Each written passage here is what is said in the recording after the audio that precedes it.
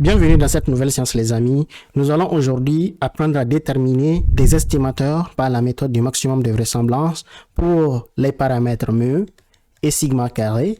Ça c'est la moyenne d'une variable qui suit la loi normale et ça c'est la variance d'une variable qui suit la loi normale. Nous allons déterminer des estimateurs par la méthode du maximum de vraisemblance pour chacun de ces deux paramètres là. D'accord? Donc nous allons considérer pour cela une variable aléatoire x, d'accord? Ça, c'est ce que nous allons considérer, une variable aléatoire x qui suit la loi normale du paramètre mu et sigma carré. Il faut savoir que mu ici, c'est juste en fait l'espérance mathématique, c'est-à-dire la moyenne en fait de x. C'est l'espérance mathématique de x. Et sigma carré, en fait, sigma carré ici, c'est la variance de la variable aléatoire x, ok? Pour déterminer des estimateurs par la méthode du maximum de vraisemblance pour les paramètres mu et sigma carré, nous allons suivre ces étapes-là. La première étape consiste d'abord à déterminer, à connaître, bien sûr, la densité de probabilité, la densité de proba, d'accord, de proba de la variable aléatoire x. Une fois que nous connaissons la densité de probabilité de x, on va passer à la deuxième étape pour déterminer ce qu'on appelle la fonction de vraisemblance. La fonction de vraisemblance.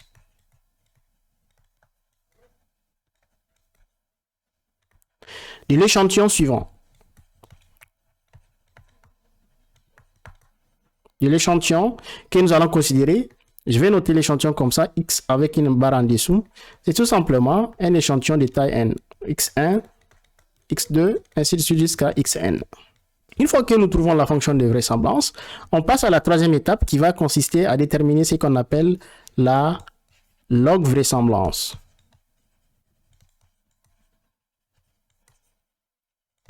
Après avoir trouvé la log vraisemblance, nous allons passer à la dernière étape qui est la quatrième étape. À la quatrième étape, nous allons tout simplement poser la dérivée de la log vraisemblance par rapport aux deux paramètres, à savoir le paramètre mu et sigma carré.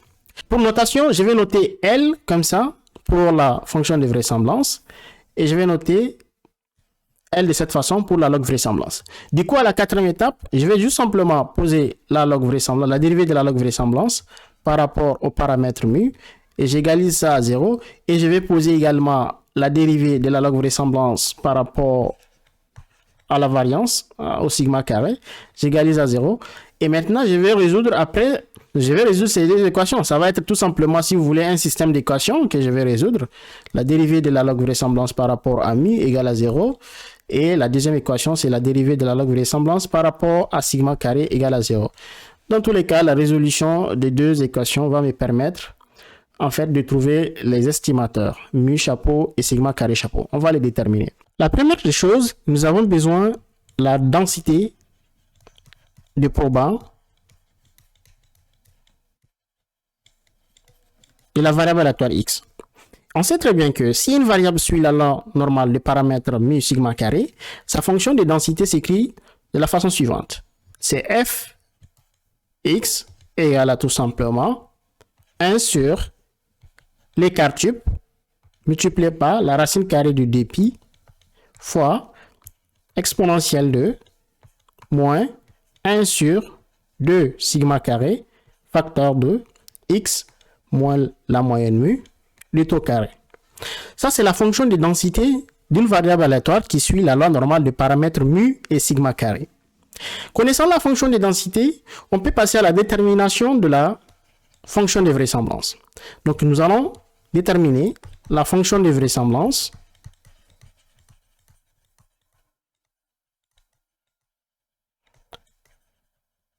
de l'échantillon considéré, de l'échantillon suivant.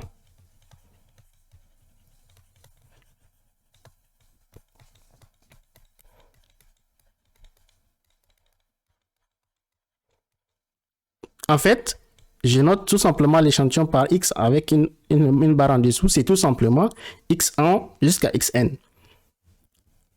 Ce sont les observations de l'échantillon. La fonction de vraisemblance, c'est quoi? La fonction de vraisemblance, c'est tout simplement le produit des fonctions de densité individuelle. Ici, vous avez x1, x2 jusqu'à xn. Qu'est-ce que je vais dire? La fonction de vraisemblance, L, que je note comme ça, L, c'est tout simplement le produit pour i allant de 1 à n des fonctions de densité de chacune des variables aléatoires ici, x1 jusqu'à xn.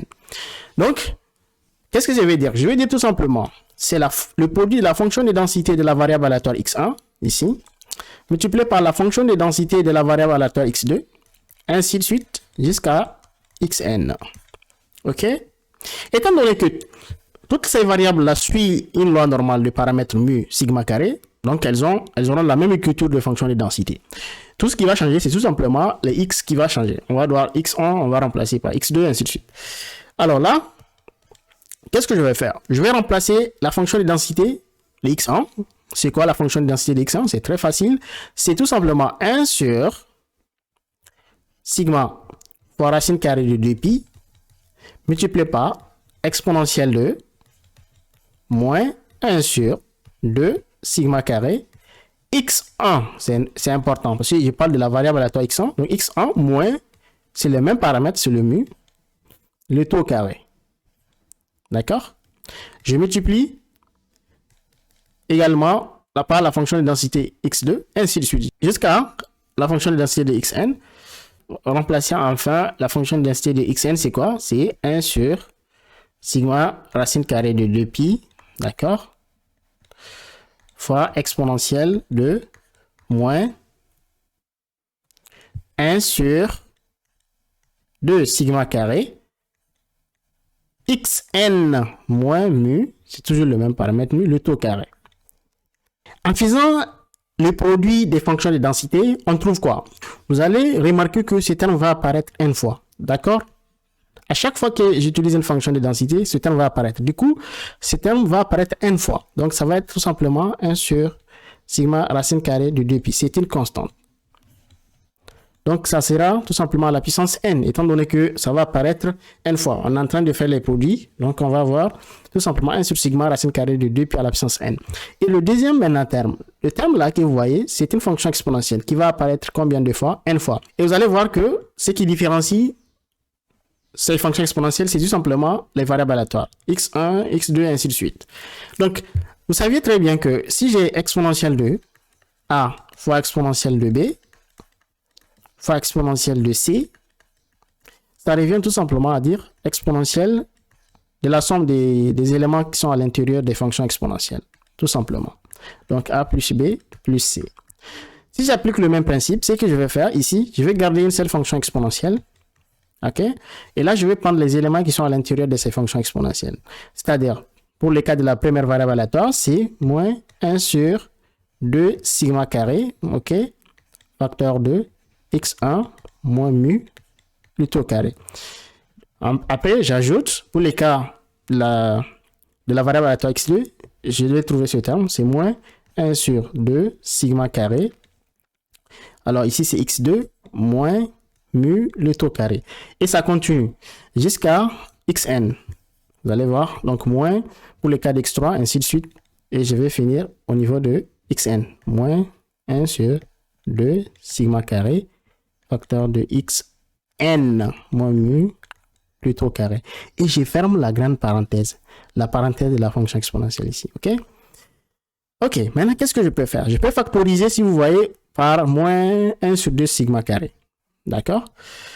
Je vais dire que finalement, ça va être ce terme-là, 1 sur sigma racine carrée de 2pi, le tout à la puissance n, multiplié par exponentielle de. D'accord? Je peux factoriser par moins 1 sur 2 sigma carré au sein de la fonction exponentielle, parce que ce terme va apparaître au niveau de à tous les niveaux. Je factorise. Donc, il va me rester, je vais mettre en couleur blanche, comme ça vous allez voir. Il va rester ici. Il va rester x1, tout simplement. x1 moins mu, le tout au carré. À ce niveau, il va rester. Donc, je vais faire plus parce que le moins a été factorisé ici. C'est moins 1 sur 2 sigma carré. Il va rester plus quelque part. Plus x2 moins mu le tout carré. Ainsi de suite. x3 là-bas, moins mu le tout carré. Ainsi de suite. Plus, jusqu'à xn au niveau de xn. Donc, au niveau de xn, il va rester tout simplement également ce terme-là. Quand je factorise par moins n de sigma carré, alors là, c'est xn moins mu le taux carré. Et je ferme la parenthèse de la fonction à cette parenthèse-là. Je ferme ça d'abord. OK? Et à la grande parenthèse de la fonction exponentielle, celle-là. Je la ferme. OK. Si vous remarquez ici, on est en train de sommer les carrés ici. D'accord? Le compteur ici, vous voyez, 1, vous avez 2, et vous avez 3, et vous avez n. Du coup, ces compteurs-là, je peux utiliser le symbole i, d'accord, pour pouvoir indiquer qu'il y a un compteur ici. Voilà, on est en train de sommer plusieurs carrés. Mais en statistique, nous utilisons la somme, en fait. Quand on veut sommer des termes, on peut utiliser ce symbole-là. Et après, on va indiquer ça par i allant de 1 à quoi? À n. Donc là, ça va me permettre de, en fait, réduire l'écriture. Au lieu d'avoir ça de façon détaillée, je vais utiliser tout simplement ce sigma i allant de 1 à n. Et je vais tout simplement dire xi moins mu et je mets le carré. C'est la même chose que d'écrire ça comme ça. Ça, c'est la forme tout simplement réduite. Et c'est ce que je vais utiliser. Donc, je vais dire ceci. Ça va être tout simplement égal à 1 sur sigma racine carrée de 2pi, le tout à la puissance n, multiplié par exponentielle de moins 1 sur 2 sigma carré, somme xi moins mu le taux carré, pour i allant de 1 à n. Et je ferme la grande parenthèse. C'est ça que j'ai remplacé par cette somme-là. OK? Super. Maintenant, on a la fonction de vraisemblance. Ça, c'est la fonction de vraisemblance. Il est temps d'aller au niveau de la détermination de la log vraisemblance, à la troisième étape. Troisième étape maintenant, on va déterminer la log vraisemblance. Log vraisemblance. Comment on détermine la log vraisemblance? C'est simple. C'est tout simplement, je note la log vraisemblance comme ça, c'est tout simplement le logarithme de la fonction de vraisemblance, le logarithme de grand N ici. D'accord? Alors là, donc je vais dire tout simplement, c'est le logarithme de tout ça là. Je remplace. C'est 1 sur sigma racine carrée de 2pi, le tout à la puissance n, d'accord? Multiplié par exponentielle de moins 1 sur 2 sigma carré, facteur de xi moins mu, le taux carré, je ferme la parenthèse de la fonction exponentielle. Il y a un carré ici. Et il y a le grand crochet pour logarithme. Voilà.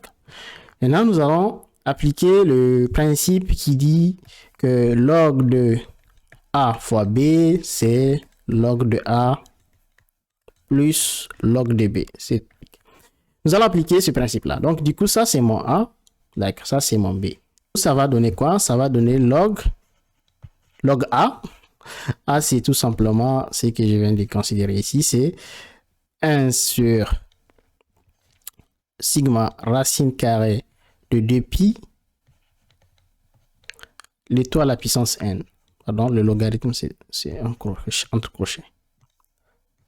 Voilà. Plus logarithme de b. Mon b, c'est ça. C'est exponentielle de moins 1 sur 2 sigma carré, facteur de xi moins mu, le taux carré. Ça, c'est la parenthèse de la fonction exponentielle. Ça, c'est le crochet du logarithme. OK. Alors, déjà, vous avez ici une puissance. Et on sait très bien que log de a à la puissance x, c'est x multiplié par logarithme de ce qui est en bas.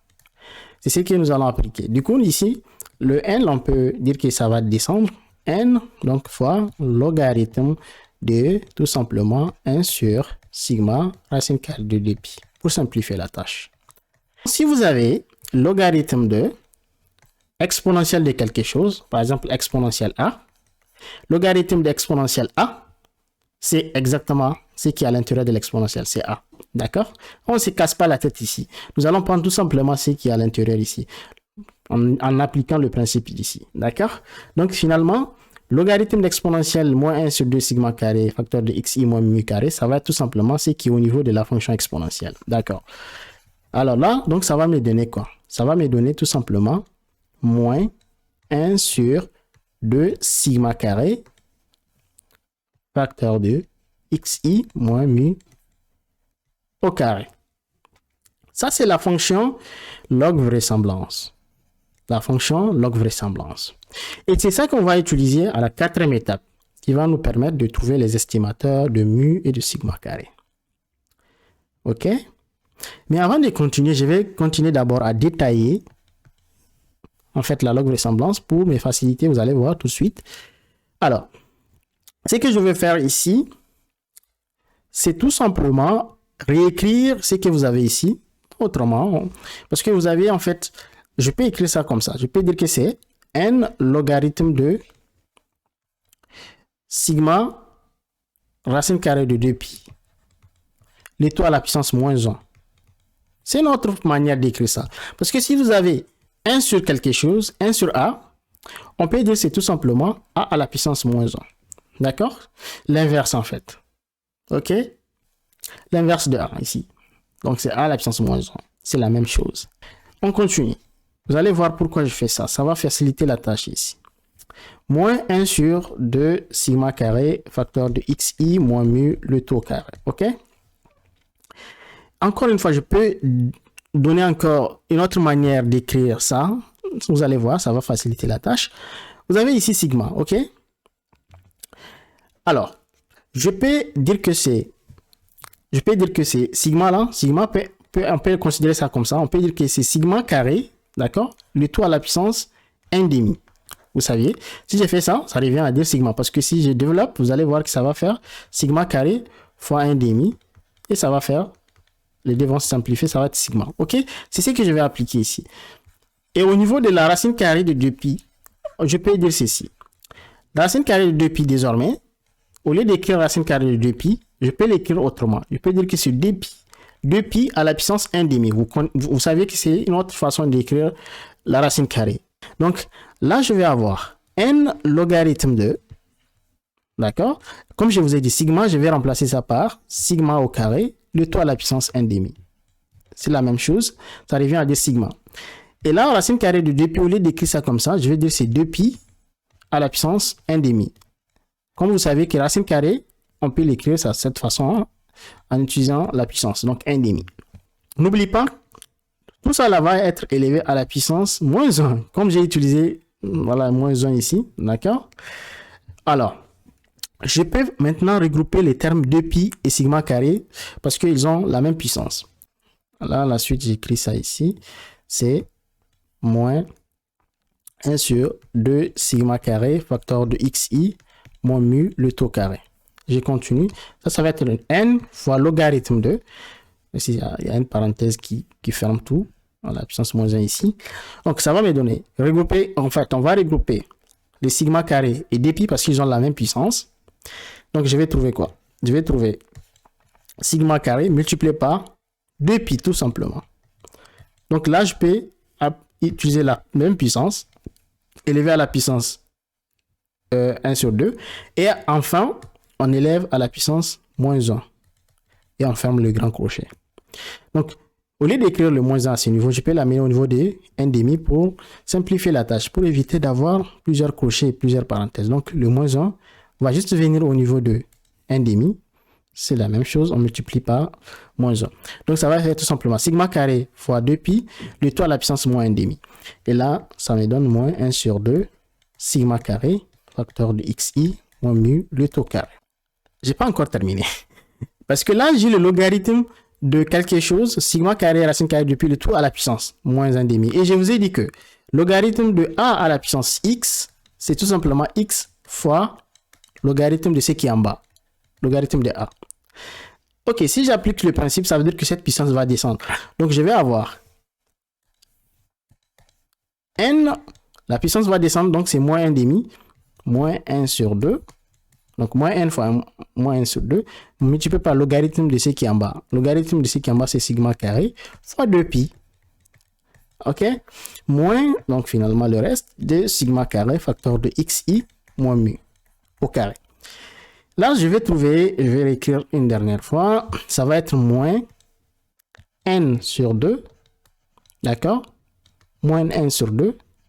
Et là, j'applique le principe suivant qui dit logarithme de a fois b, c'est logarithme de a plus logarithme de b. Donc ça, c'est mon a, ça, c'est mon b. Donc ça va être ici, je peux détailler ça, c'est logarithme de sigma carré, d'accord, plus logarithme de 2pi. Je ferme tout, hein, parce que c'est le tout qui est multiplié par moins n sur 2. Donc, je vais trouver ça. Et pour simplifier davantage la chose, je vais multiplier chaque élément ici par moins n sur 2. Donc, du coup, je peux enlever la grande parenthèse et je multiplie à chaque niveau par moins n demi. Donc, je vais trouver ça. Donc, je vais trouver tout simplement moins n demi fois logarithme de sigma carré. D'accord? Donc, ça va faire moins n demi fois logarithme de sigma carré. Et ici également, j'ai fait pareil au niveau de 2pi. Donc, ça va faire, il faut multiplier par moins n demi également fois donc logarithme de 2pi. Donc, enfin, j'ajoute moins 1 sur 2 sigma carré facteur de xi moins mu le tout carré. Vous allez voir pourquoi j'ai fait ça. Parce que là, en fait, ça va me faciliter beaucoup la tâche. Ça, c'est la log vraisemblance. Et c'est ce que je vais utiliser enfin pour pouvoir, bien sûr, déterminer les estimateurs. À la quatrième étape maintenant, nous allons passer à poser la dérivée d'abord de la log vraisemblance par rapport au paramètre mu. Désolé, en fait, j'ai oublié une somme quelque part. Cette somme-là apparaît dès le départ ici, si vous voyez, sur cette somme-là. En fait, j'oublie ça à chaque fois. Au niveau de la fonction exponentielle, désolé, il faut savoir qu'il y a la somme qui va apparaître à tous les niveaux, à ces niveaux, à ces niveaux, à ces niveaux également. À chaque fois que je parle de la partie où il y a la fonction exponentielle, il y a cette somme-là. Donc, il y a cette somme également ici, et allant de 1 à n. Donc, c'est ça. Cette somme apparaît à tous les niveaux, désolé. Cette somme ici. D'accord? À ces niveaux également. C'est partout en fait. Également ici. Je suis en train d'oublier la somme. Voilà, ainsi de suite. Également ici, il y a la somme. Quand nous allons dériver par rapport à mu, nous allons considérer que tous les termes qui ne contiennent pas mu sont des constantes. Et quand on dérive par rapport à mu, ça fait 0. C'est-à-dire que ce premier terme, par exemple, ne contient pas mu. Si je dérive par rapport à mu, c'est égal à 0. Également, ce deuxième terme ne contient pas mu. Si je dérive par rapport à mu, ça donne 0. Ce que je vais faire maintenant, c'est se focaliser au niveau de du deuxième terme. C'est-à-dire du troisième terme plutôt. Ici, nous avons mu. Quand je vais dériver par rapport à mu, déjà la constante moins 1 sur 2 sigma carré reste. Ok. Il y a la somme aussi, je garde la somme. Il y a allant de 1 à n. Et en fait, c'est ce que je vais dériver maintenant, ça, par rapport à mu. Ok. Déjà, en fait, comme c'est une fonction, vous saviez, si j'ai une fonction f à la puissance n, si je dérive par rapport à x, par exemple, une variable aléatoire, si f contient bien sûr x, si elle est fonction de x, la dérivée, c'est quoi? C'est n, la puissance qui descend. Je dérive maintenant la fonction et après, je multiplie par la fonction, mais élevée cette fois-ci à la puissance n-1. C'est ce que je vais faire ici. Alors, qu'est-ce que ça va me donner donc pour mon cas? La puissance pour moi, c'est 2. D'accord? Le 2 que vous voyez. Le 2 ici. D'accord? Donc, ça veut dire que la puissance descend. Je multiplie par la dérivée de ce qui est ici. La dérivée par rapport à mu, c'est moins 1, vous saviez. Maintenant, je multiplie par ce qui est à l'intérieur, mais à la puissance 2 moins 1. C'est-à-dire xi moins mu, de tout à la puissance 2 moins 1. Et on sait que 2 moins 1, ça fait 1. Élevé à la puissance 1, ça revient à ne même pas écrire la puissance. Alors là, je garde ça comme ça. Ok, ça c'est la dérivée par rapport à mu. Je peux bien sûr simplifier la tâche. J'égalise ça à 0, bien sûr. Déjà, je peux égaliser ça à 0. Ça me permet de dire tout simplement que moins 1 sur 2 sigma carré. J'ai ici 2 fois moins 1 qui fait moins 2. Je peux faire sortir ça comme c'est une constante. On peut faire sortir de la somme. Donc ça va faire ici moins 2 qui va sortir. Et à la somme ici, i allant de 1 à n de xi moins mu. Voilà, ça c'est égal à 0. D'accord? Pour que en fait cette équation soit nulle, déjà cette partie-là ne peut pas être égale à 0. Donc c'est la deuxième partie qui doit être nulle. D'accord? Pour que en fait cette équation soit nulle. Finalement, ça implique tout simplement à dire la somme pour i allant de 1 à n xi moins mu qui doit être égal à 0. D'accord? Je peux développer ça. Ça me donne somme de xi pour i allant de 1 à n. En fait, la somme va partir au niveau de chaque élément. Donc, on va trouver d'abord, on va faire la somme entrer au niveau de xi et après, on va passer au niveau de moins mu. Donc, je vais trouver moins somme pour i allant de 1 à n de mu égal à 0. Alors, ça me donne quoi? Ça me donne somme xi pour i allant de 1 à n moins, ça c'est une constante. C'est une constante qu'on est en train de sommer combien de fois? N fois. C'est-à-dire que je vais avoir mu, plus mu, plus mu, plus mu, ça va jusqu'à n fois. Jusqu'à n fois. Et ça va être donné tout simplement n fois mu. Ça c'est égal à 0. Déjà, à partir de ça, je peux en fait dire ceci. Somme xi pour i allant de 1 à n est égal à n fois mu. Je peux tirer mu ici. Mu est égal somme xi de tout sur n. I allant de 1 à n. Ça, c'est mu chapeau que je viens de trouver. Mu chapeau est tout simplement égal à somme xi pour i allant de 1 à n de tout sur n. Ça, c'est x bar en fait. Donc, finalement, l'estimateur par la méthode de maximum de vraisemblance pour le paramètre mu, c'est exactement mu chapeau. Je viens de trouver un estimateur pour mu. Il reste maintenant sigma carré. Pour déterminer un estimateur par la méthode de maximum de vraisemblance pour sigma carré, nous allons tout simplement poser la dérivée de la log vraisemblance, mais par rapport à sigma carré cette fois-ci. On va regarder la log vraisemblance. Nous allons voir les parties qui contiennent sigma carré. Toutes les parties qui ne contiennent pas sigma carré sont considérées comme constantes. Donc, si on va dériver par rapport à sigma, ça va donner 0 dans ce cas. Cette fois-ci, à ce niveau, nous avons sigma carré au niveau du premier terme. Donc, on va dériver par rapport à sigma carré. C'est très facile. Il faut savoir que c'est sigma carré ici qui est le paramètre. OK? Donc, quand je dérive par rapport à sigma carré, je vais trouver déjà ici moins n sur 2. Multiplié par la dérivée du logarithme de sigma carré. Alors, si je dérive logarithme de sigma carré, ça fait quoi? Ça fait tout simplement 1 sur sigma carré. Pourquoi? Si je dérive le logarithme d'une fonction u, ça va être mu prime sur u, c'est-à-dire la dérivée de u divisé par u. C'est ce que j'ai fait. Étant donné que j'ai dérivé par rapport à sigma carré, par rapport à lui-même, ça fait 1. Et je divise par mu. Mu, pour moi, c'est sigma carré. Donc ça me donne tout simplement 1 sur sigma carré à ce niveau. Et là, je vois ici qu'il n'y a pas de sigma carré. Donc, ça va faire 0. La dérivée par rapport à sigma carré, ça fait 0. Et après, je me focalise au niveau du troisième terme. À ce niveau aussi, j'ai sigma carré. Mais si vous remarquez, il y a une constante ici. C'est multiplié par une constante. Je vais la garder tranquillement. Ce qui m'intéresse, c'est là exactement où vous avez le sigma carré. Donc, c'est le 1 sur sigma carré là. Donc, on va dériver par rapport à sigma carré. Ça va être très facile. Vous saviez que si j'ai une fonction inverse, en fait, l'inverse d'une fonction, je vous ai dit ça plusieurs fois, la dérivée, c'est moins f' sur f carré. D'abord, il ne faut pas oublier le signe moins. D'accord? Ça, c'est le signe moins de la dérivée. Dans notre cas, nous avons déjà un moins qui est à côté. Donc, à cause de ça, nous allons voir que le moins là va disparaître tout simplement. Nous allons avoir moins fois moins, ça va faire plus. Donc, ici, vous savez que ça va être plus à cause du moins de la dérivée qui va apparaître. À cause de ça, donc le moins là va devenir plus. Tout simplement. Là, je dérive maintenant. Il est temps de prendre donc la dérivée de ce qui est en bas, c'est quoi? Déjà, c'est ce que je vous ai dit. Il faut dériver ce qui est en bas. Donc, pour moi, c'est tout simplement la dérivée de 2 sigma carré. La dérivée de 2 sigma carré par rapport à sigma, ça fait 2. On sait que ça fait 2.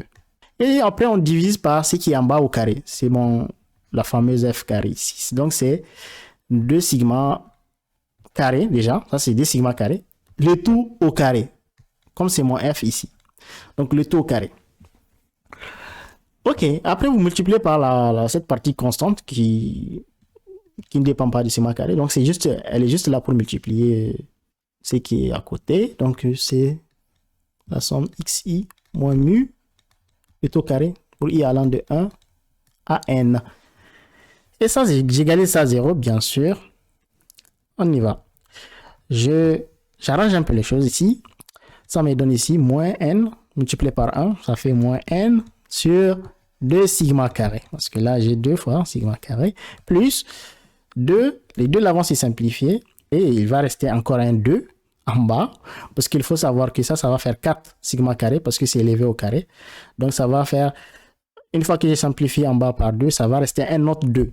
Bien sûr, ça provient du carré que j'ai fait ici. Donc, ça va faire 1 sur 2 sigma carré après simplification. C'est sigma carré au carré. Parce que là, il faut voir qu'il y a un carré aussi. Ça multiplie sigma carré. Il y a un carré aussi qui va apparaître. Donc, sigma carré au carré. Parce que là, regardez bien. 2 sigma carré, le taux carré, ça fait 4 fois sigma carré au carré. Je garde ça comme ça parce que je dérive toujours par rapport à sigma carré. Donc, je garde ça, sigma carré au carré. Donc, vu les simplifications, j'ai trouvé 2 à cause de ça. Donc, je multiplie par la somme pour i allant de 1 à n, xi moins mu, le taux carré. D'accord? Ça, là, j'égalise ça à 0. OK? Qu'est-ce que je peux faire? Je peux factoriser, si vous voulez, par moins 1 sur 2 sigma carré. Je peux factoriser. Quand je factorise, il va rester quoi ici? Il va rester tout simplement n. Vous voyez? Donc, ça va rester n. De toute façon, que si je multiplie par le moins 1 sur 2 sigma carré, je me retrouve à ça. À ce niveau, il va rester quoi? Étant donné que j'ai factorisé par moins 1 sur 2 sigma carré, il va rester déjà moins 1 sur... Déjà, le 2 sigma carré a été factorisé. Donc, il va rester tout simplement sigma carré pour ici. Parce qu'il faut savoir que sigma carré est élevé au carré ici. D'accord?